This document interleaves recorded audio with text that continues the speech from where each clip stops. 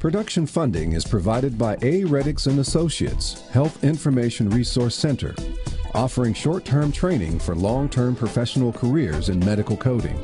hircva.net.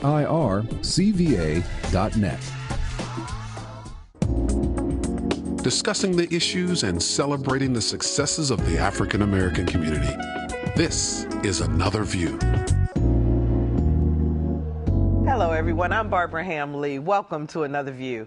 Tonight's topic is unspeakable. Shh, it's the N-word. Talk show host Dr. Laura recently called foul when she was criticized for using it, questioning why is it okay for African Americans to say it, but not white people? And there are African Americans who say we should ban it from our vocabulary for good.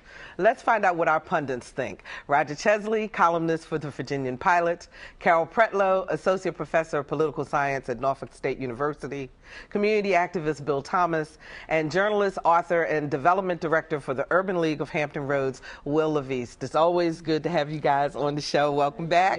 And I made a little light of the topic in the intro, but I know it's a serious topic, but it seems like it's cyclical, that we come up on this topic ever so often, and people are still struggling with whether or not the N-word should be used or not. For those of you who may have been in the, or may not have heard Dr. Laura's conversation on her radio show, we're going to play a little excerpt first, and then we'll talk about it on the other side.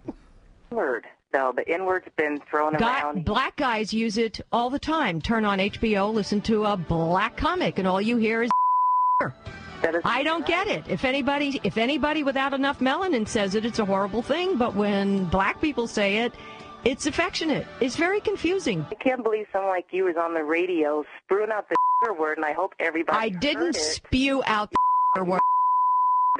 Right. I said that's what you hear. Heard it. Yes, they did. I hope everybody heard it. So what they did, and I'll say it again. Is what you hear on HB. Why don't you let me finish a sentence? Okay. Don't take things out of context. Don't double NAACP me. Leave them in context. Means, and I know it came from a white Now, person. this woman called in. She's African American, married to a white man, and she was having trouble because his friends and parts of his family were saying racial slurs to her, and she wanted to know how to handle it. Dr. Laura says, don't be sensitive. Don't be, don't go NAACP on me. And she said the N-word 11 times. Okay? Should we say it? Shouldn't we say it? Does she have an issue because she said it? Carol? Well, I have a variety of opinions. First of all, she was speaking to someone who was calling for advice. She could have given the advice without necessarily using the word. They heard it, they understood it, and I had felt a sense of resentment. And again, contextually, I was thinking, why aren't you answering the caller? Your job is not to give an examination of linguistics or what is proper or what is called for under the circumstance. Your job is to answer that caller's question, and she never did. Roger? I don't like the word, period. I don't think we should be using it. I think Chris Rock is a great comedian, entertainer, and I would cringe every time I would see his HBO show and see him just throw it about like it was nothing. And I know Chris knows better. And in fact, Al Sharpton came on the show one time and said, I'll bet you, why don't you stop using it, and maybe I'll do something about my hair. And Chris Rock said, the two of us, bleep, will be broke ones. And I just think you don't need it. If you know the history behind the word, if you know its origins, I think we would make better choices. But I think it's so much a part of the culture now. It's used so often in society. It's going to be a hard habit to break. That doesn't make it any better, though. Well, comedians and hip-hop artists and so forth say it's a term of endearment, so we can say it. And by making it a term of endearment, we take away its negativity, its sting. Well, I think they have a good point in certain respect, but I'm reminded of her D.L. Hughley, I believe was on the Tom Joyner show. He was talking about the issue, and he said that if you're a black woman you got to call Dr. Laura about an issue like that maybe you already. and I think that, it's ironic. It just speaks to the level of some common sense that has to be applied with this word. As Chesley said, it is true. There's a history behind it, and that history is tragic, it's painful. However, words do change their meanings over time. They do change their meanings over time. And if you know something about the history of the word, it's not clear that originally it was a negative word. It's not clear. But the context is such that it obviously was a critical word. It was a pejorative. It was a slur. It was used by the Klan. It was used by people when we were getting lynched, when we were being killed and we were being shot down. And I wonder if these young rappers really understand the power this word has had, and if they understand what really went behind the word. I think wait, one last thing. These are the same people that call women female dogs all in their videos. So I'm not exactly sure. And they say the same thing about that word. Exactly. I'm not so sure that I want to take my leadership and my marching orders from some of the rappers that are out there nowadays. Well, I think to your point, my point is that if it wasn't initially negative, and it is, that means that it can someday not be negative. And I think that what you're seeing happening is that a lot of it is a generational issue. And soon it will be a generation that will be off the scene that will not see the word. Hold on, because we haven't brought Bill into the conversation. The word everybody's dancing around is nigger. And Bill, now, okay. But that's the word. Right. That is the word. Right. That's the word, and that's the last time we're going to say it. Because we did say that we would not. No, but that's the word. But that is the word. Okay. And what surprises me is the fact that we have given other folks permission, like Laura and the other people, by using it ourselves. You walk around this corner, or you walk around any downtown urban street, or at any high school, you're going to hear it said. It's disrespectful. None of our parents allowed it in our houses, and because we have allowed this degeneration of our families and our family values and our spirituality to come into it, it has taken on a meaning that doesn't mean anything. We were told, I went to the University of Kansas in 1968. We were the first class that were graduated, that was a big class there. There were 18,000 white folks and 300 blacks. We were called that word so many times, I used to believe I must be one. How can these people say this to us? But our parents came back and told us, sticks and stones break your bones, get your education, words will never hurt you. But we have allowed this to just derivative into this kind of thing, and just this weekend, 11 black folks have been killed in Hampton Roads. And we won't talk about that, and we should, but we talk about this. But we can't be afraid of the word, and we can't let the word empower us to be afraid of it. Okay, but let me ask you all this. Does it matter who says the word? In other words, does it take on a different connotation if a white person says it versus a black? Wait a minute, I'll come right to you, Carol. Go ahead. I think it does, and what I take issue with is Bill saying permission. They're not giving permission. And that goes right to your point.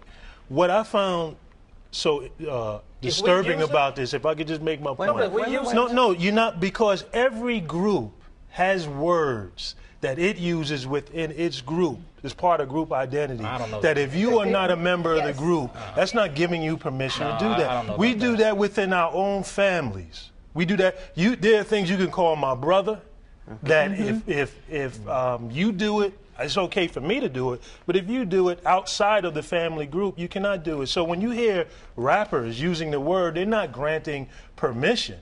What they are doing is they are using the word in the same tradition that has always been used within the community, even at the times when you say that in the household it was not used. Within the community, within the black community, the word has always been used. The point I was going to make was almost similar to yours. Now, I was in the mall, I guess, about 6 months ago, and I was right in front of Radio Shack at McLaughlin Mall, and I heard this young man say, "Hey, my N-word."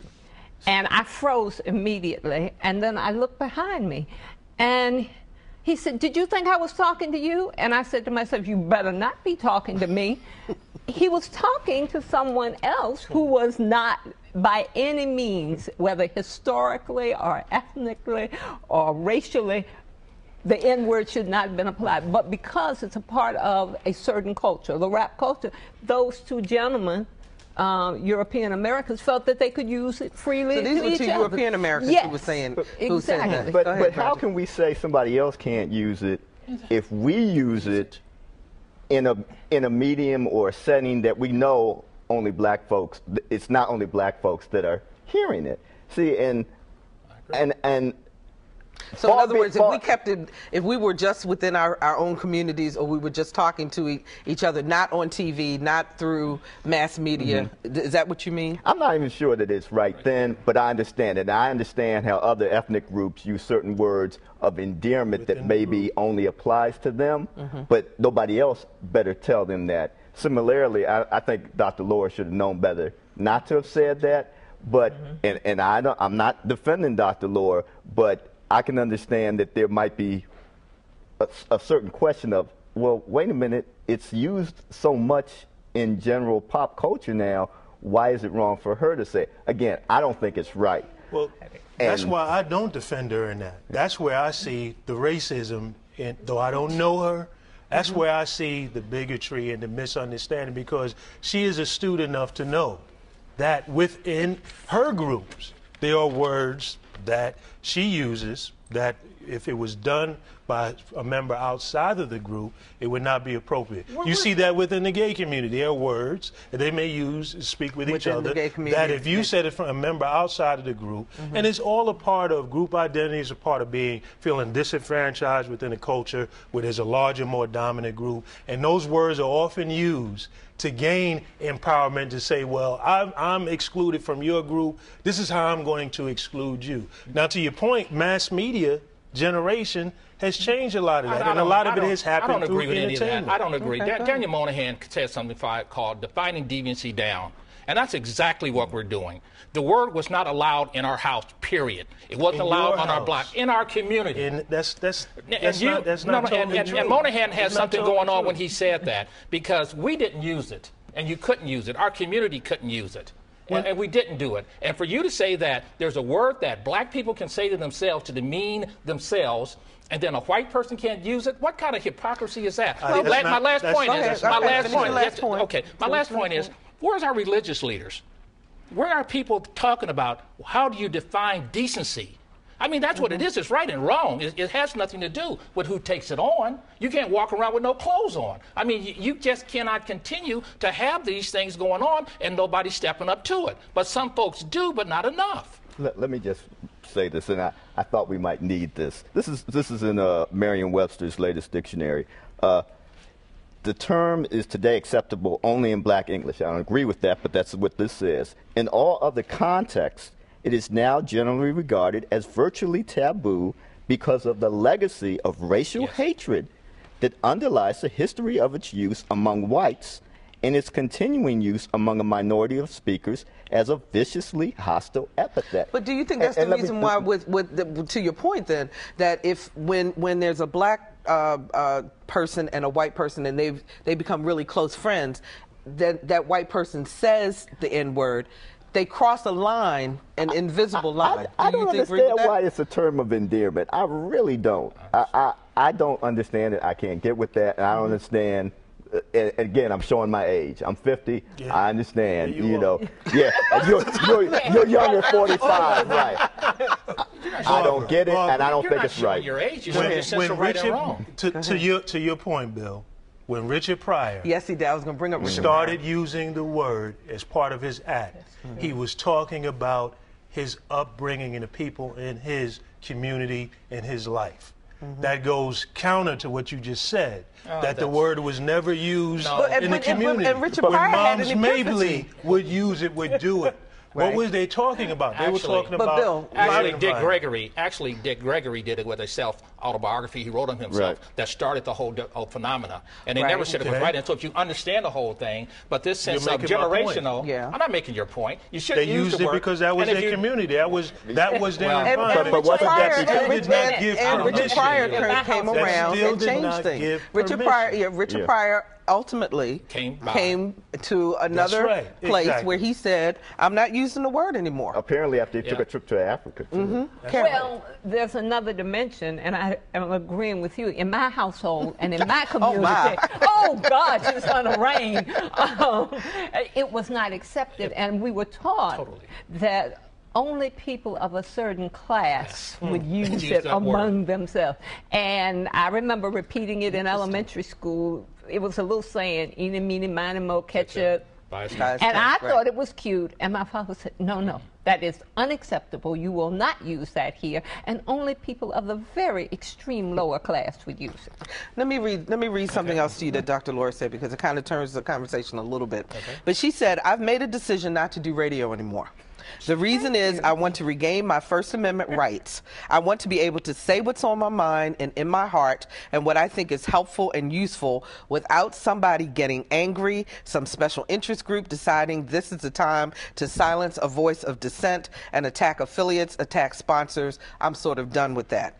She says, I'm not retiring, I'm not quitting. I feel energized, actually, stronger and freer to say the things that I believe need to be said for the people in this country. Well, she pays for her show. She can do whatever she wants. But if you're dependent on the public, advertisers, and the like, you have certain boundaries you have to adhere to. So I think that that's a red herring on her part. We have First Amendment rights. We all do. But if you want people to keep on listening to your show, you're expected to say certain things and react civilly. Why do you think that she did it 11 times? I mean, what was going on?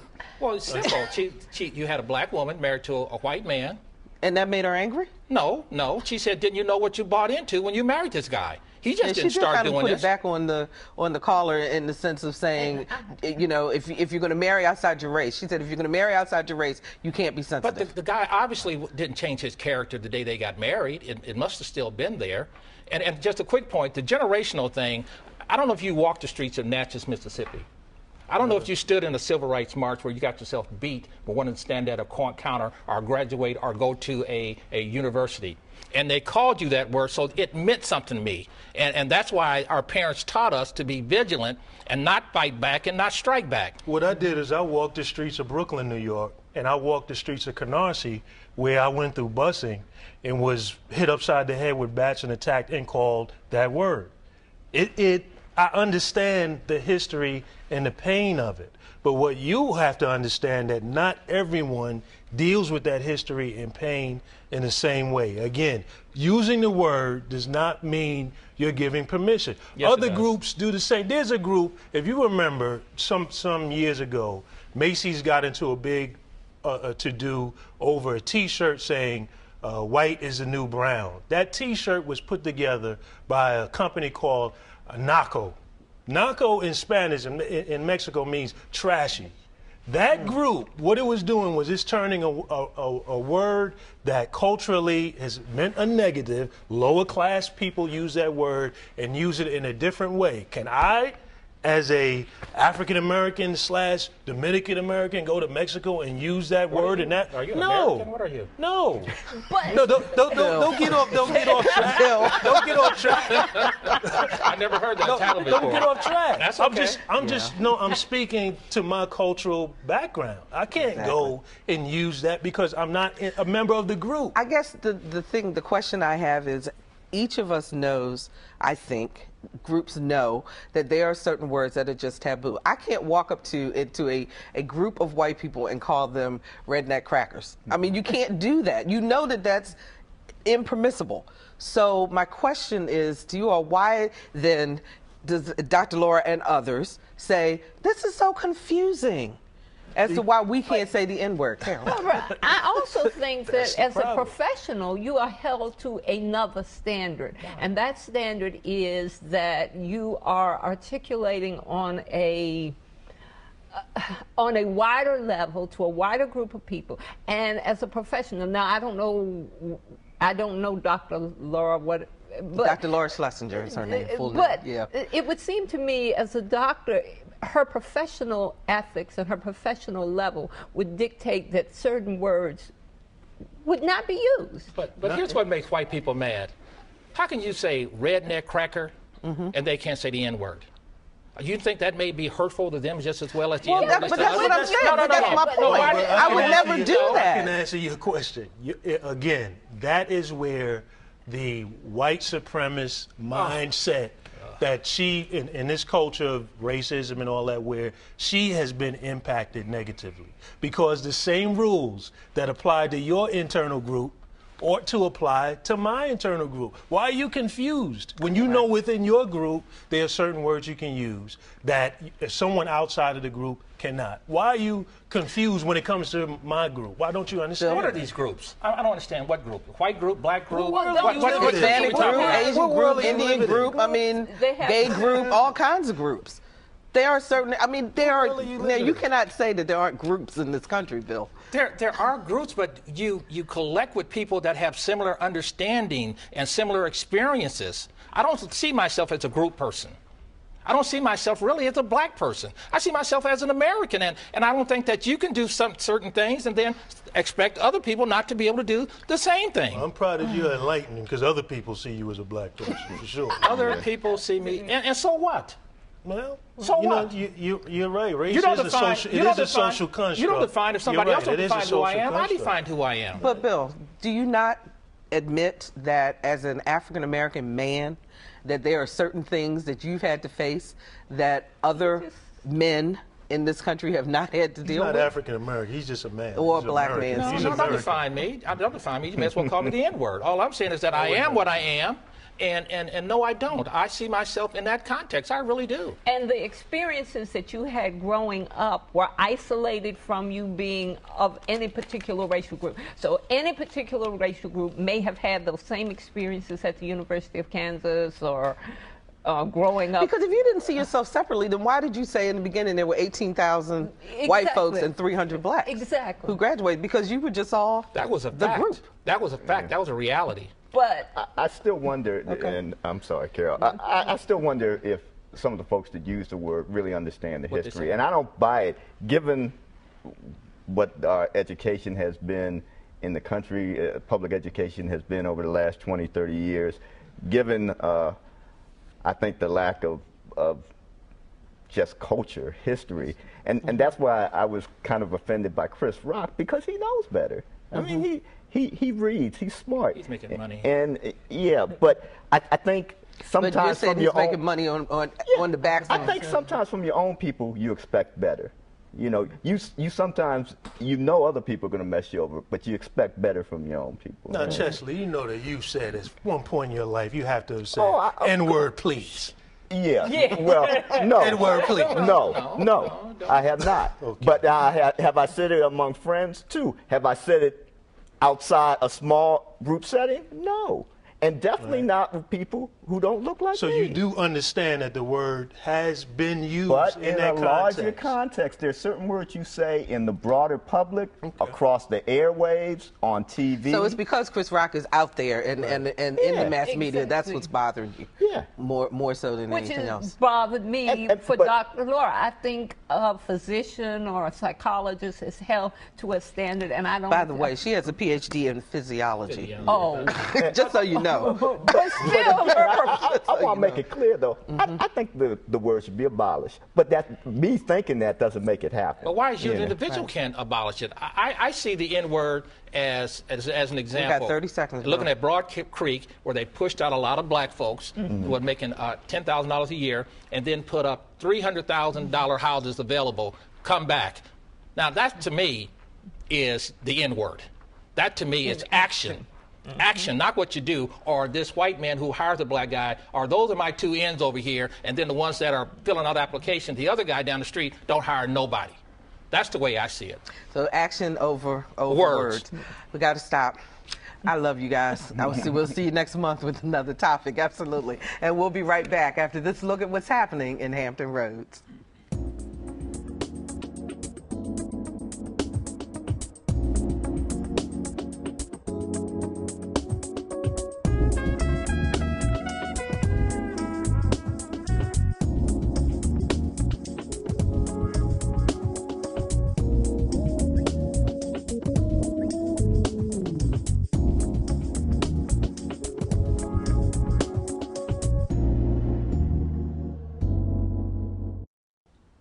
We're excited here at WHRO to tell you about our latest documentary. It's called Code Switching, and it's produced and hosted by our very own Lisa Godley.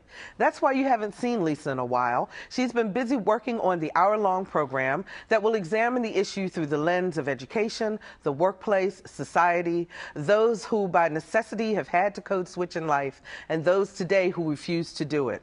What is code switching? It's the ability to move from informal to formal English at the correct time in the correct setting. It's a fascinating subject, and you'll want to tune in on Monday, September 27th at 8 p.m. right here on WHRO TV. And I also want to encourage you to become a member of WHRO. We are in our fall membership drive, and if you love Another View, we need your support.